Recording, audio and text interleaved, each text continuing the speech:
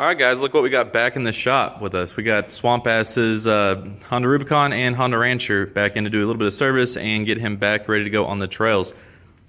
There's a pretty long list of stuff we're going to do. First thing being, we got to address the rear diff. It's leaking a lot. It's got a lot of stuff in there, a lot of mud. Supposedly the vent line was clogged up. So it's either going to be a rebuilt rear diff or a new one. A new one's only $330. A rebuilt one for just parts is like 130. So, depending on what it looks like on the inside, we're going to be addressing the tiger tail here, kind of rebuilding that, new bushings, maybe a new rope, new spring. We've already kind of discussed other things, and while we were doing that, I noticed his crankcase vent tube right here. When he added the new RJWC exhaust there, this new header was not wrapped, and so it just got really hot right there and also melted his plastic. So that's going to be new, of course. A full service, all the fluids, spark plug, clean up the air filter since he already does have the uni. And in the front here, we got a little bit of a winch issue. The winch line is broke from right there. So we're going to be putting a new line for him, and the solenoid just clicked so far. So it could just be a bad connection, or you just might need a new solenoid.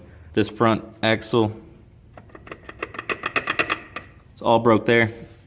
So depending on which axle, I mean, he's had a good look out of the OEM, and he said he was being stupid when it broke. So his 420 sold to his dad, so he just wants to get a full tune-up and service on it. Of course, new fluids, adjust the brakes, and I think that was about it for this one. I'll go back through the notes, but also update as we go.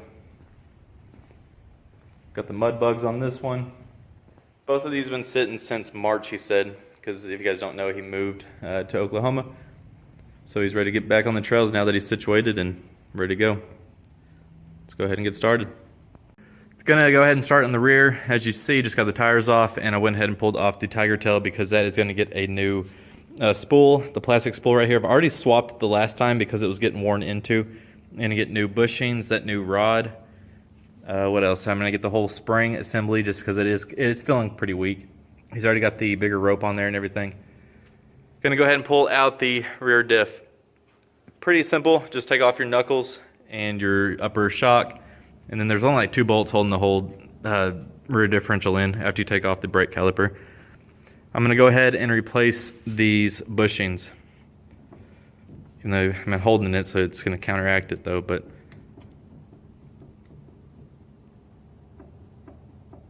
worn out all around. This one, and that one up there.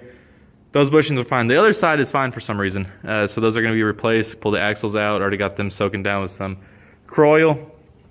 All the fluids are flushed out right now, or draining out. So take off those brake lines, and we'll be able to pull this rear diff out.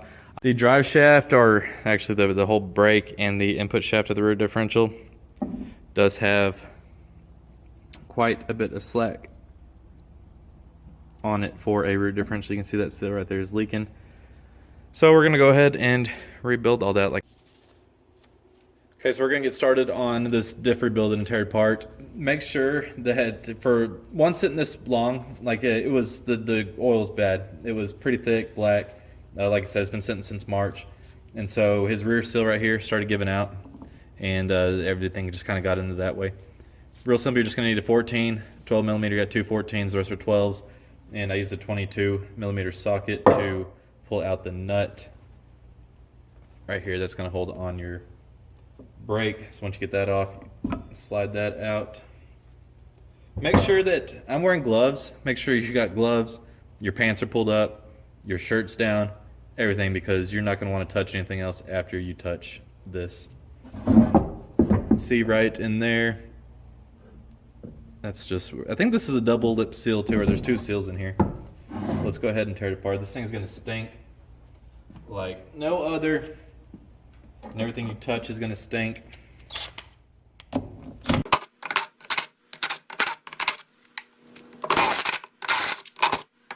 By a O-ring. There's usually little pry points in here that's opening. You gotta pry all the mud out of there. Start picking it up from there. That's why I kind of like to get 2 different sizes, a thinner one and, thinner one and a fatter one. work it from side to side.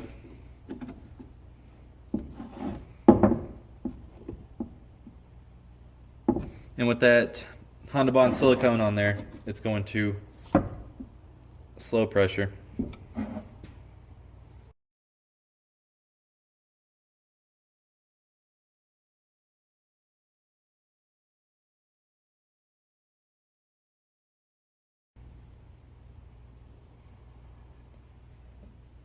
That's going to be terrible. All right, well, I'm going to kind of see here. Look at all that sludge in there. Hope you can see that.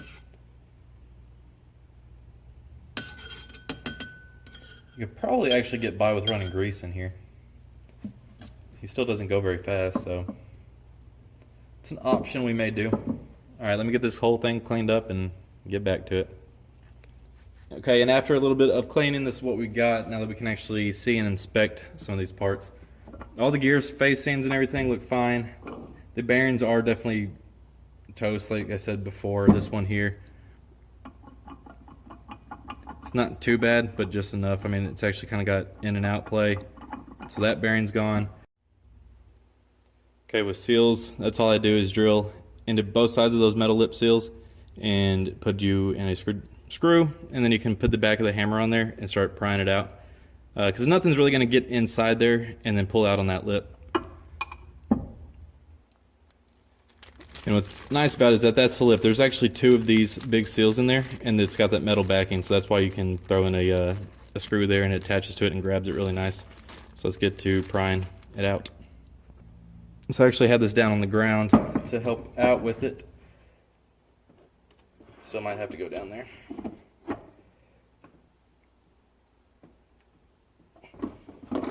Yeah, I am. I just don't have leverage right here. Be right back. And now that you get that part, it finally starts to pry out. And there's our first one caked up, almost to the max of every ride, every for the park. Probably a little bit of Mud Creek still in there. Now we got to do that one more time to this inner seal. And you're just going to be going against the bearing past this, the bearing that you were already pulling out anyways. And really, if you could probably go down deeper and get a 2-for-1. But let's go ahead and finish pulling out that other one.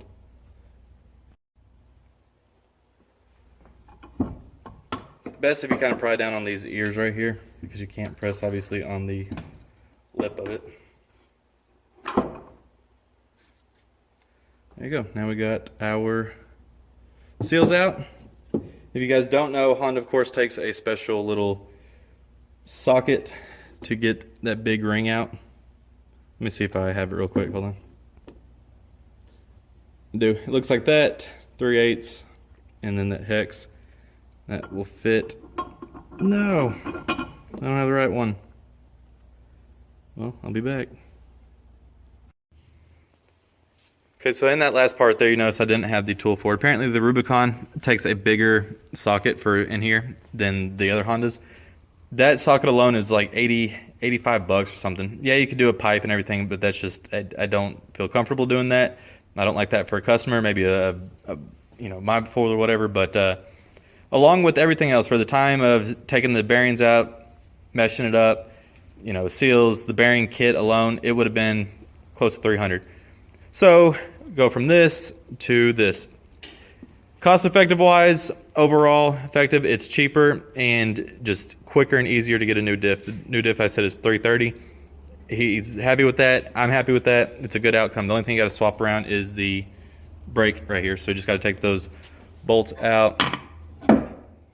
Just a couple of Allens there. And now we can just go ahead and slap in his new differential. Looking good. Never again though. That's going to look like that.